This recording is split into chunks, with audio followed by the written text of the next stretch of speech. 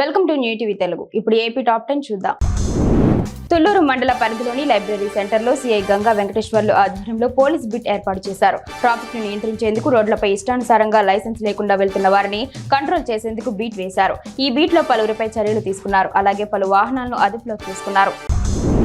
కేంద్ర రాష్ట్ర ప్రభుత్వాల సహకారంతో కృత్రిమ అవయవాల తయారీ సంస్థ ALIMCO ఆధ్వర్యంలో దివ్యాంగులకు సహాయ పరికరాల పంపిణీ కార్యక్రమాన్ని పలమనేరు బాలికోన్నత పాఠశాలలో నిర్వహించారు. ఈ కార్యక్రమానికి పలమనేరు ఎమ్మెల్యే అమర్నాథ్ రెడ్డి ముఖ్య అతిథిగా హాజరై నియోజకవర్గం వ్యాప్తంగా వచ్చిన దివ్యాంగులకు సహాయ పరికరాలు, సైకిళ్లను తన చేతుల మీదుగా అందించారు.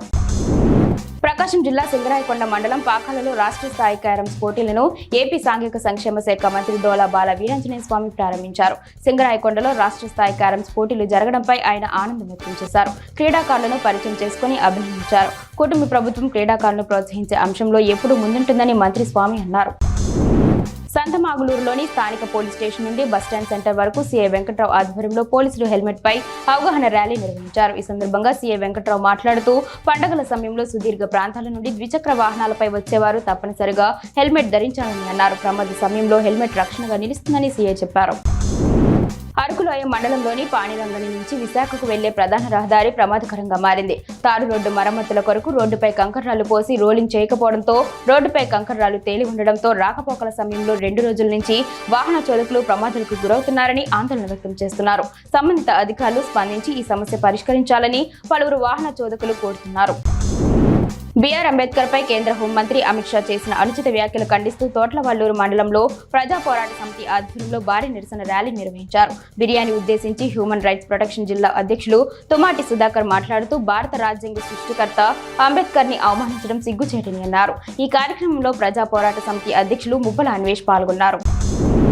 మల్లవల్లి పారిశ్రామిక కారిడార్ అభివృద్ధి పట్ల కూటమి ప్రభుత్వం కృతనిశ్చయంతో ఉందని గన్నవరం ఎమ్మెల్యే ప్రభుత్వ విప్ యార్లగడ్డ వెంకట్రావు అన్నారు. బాపులపాడు మండలంలోని రంగయ్య అప్పారావుపేట నుండి రామన్నగూడెం వరకు సుమారు 6.5 కిలోమీటర్ల మేర 5.41 కోట్ల రూపాయల వ్యయంతో ప్రధానమంత్రి గ్రామీణ సడక్ యోజన నిధులతో నిర్మించనున్న రోడ్డు పనులకు ఆయన శంకుస్థాపన చేశారు. సిఎస్పురం మండలంలోని అడవుల్లో కొన్ని రోజుల క్రితం కురిసిన భారీ వర్షాలకు శైవ పుణ్యక్షేత్రం భైరవకొండలో జలపాతం జాలువారుతుంది. ఎత్తైన కొండలపై నుండి పాలనురుగును తలపించేలా నీళ్లు కిందకి దూకుతూ కనువిందు చేస్తున్నాయి. కొండపై నుండి జాలువారుతున్న అందాల జలపాతాన్ని వీక్షించడానికి ఆదివారం పర్యాటకులు భారీ సంఖ్యలో పుణ్యక్షేత్రానికి చేరుకున్నారు. భక్తులు జలపాతంలో స్నానమాచరించి దుర్గాదేవిని దర్శించుకున్నారు. చంద్రశేఖరపురం మండలం నాగులవరం గ్రామంలో నూతన ప్రభుత్వ బీసీ బాలుర వసతి గృహాన్ని కనిగిరి నియోజకవర్గ ఎమ్మెల్యే డాక్టర్ ఉగ్ర నరసింహారెడ్డి రిబ్బన్ కట్ చేసి ప్రారంభించారు. ఈ సందర్భంగా ఎమ్మెల్యే మాట్లాడుతూ బీసీ బాలుర వసతి గృహం గురించి అధికారులను అడిగి తెలుసుకున్నారు. వసతి గృహాన్ని విద్యార్థులు చక్కగా సద్వినియోగం చేసుకుని మంచి విద్యాబుద్ధులు నేర్చుకోవాలని చిన్నారులకు సూచించారు. హుకుంపేట మండలంలోని మత్స్యపురం పంచాయతీ పరిధి మత్స్యపురంలో మంచినీటి సమస్య పరిష్కరించాలని గిరిజనులు డిమాండ్ చేస్తున్నారు. గత 4 రోజులుగా కురిసిన వర్షాలకు గ్రామంలో ఉన్న మంచినీటి ట్యాంకులో వరద నీరు చేరడంతో వీధుల కొలాయిల్లో బురద నీరు వస్తూ ఉండడంతో తాగునీటికి తీవ్ర ఇబ్బందులు ఎదుర్కొంటున్నామని గిరిజనులు వాపోతున్నారు. అధికారులు స్పందించి సమస్య పరిష్కరించాలని ఉప సర్పంచ్ చందన పాత్రుడు తదితరులు కోరారు.